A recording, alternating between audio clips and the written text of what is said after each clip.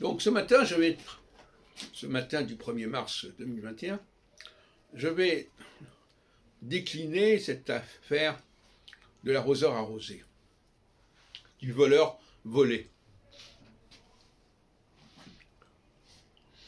de l'imitateur qui finalement ne fait que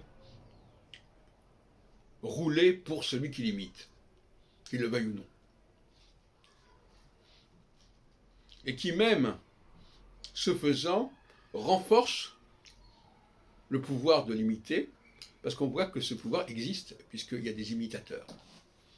L'imitateur, c'est quelqu'un qui est victime du processus d'imitation, et qui montre qu'il est fasciné par ce qu'il imite. N'est-ce pas ? Inévitablement.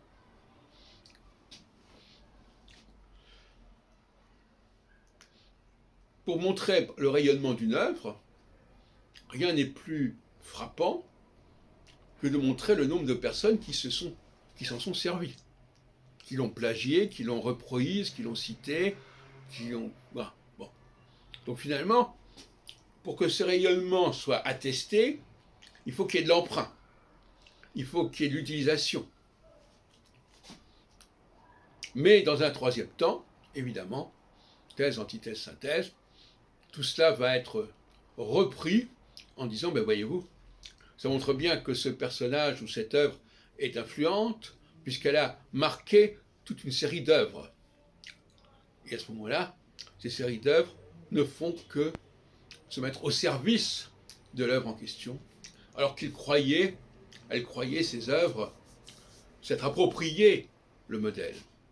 Mais ce qui joue contre ces emprunteurs, c'est leur multiplicité. Vous pouvez dire, moi j'ai trouvé ça tout seul, j'ai pas eu besoin d'emprunter.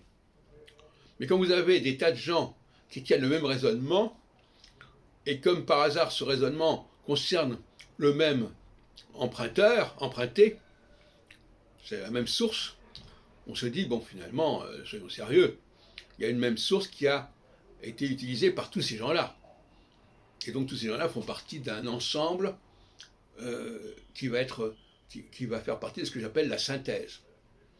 Ma thèse, le document, antithèse, tout ce qui va graviter autour de ce document, et synthèse, le fait d'englober l'ensemble dans une sorte de syncrétisme.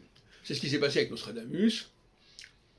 On a fini par publier la totalité de tout ce qui touchait de près ou de loin à Nostradamus, qui faisait plus ou moins du Nostradamus, quel que soit le parti, que ce soit les protestants, les catholiques, etc.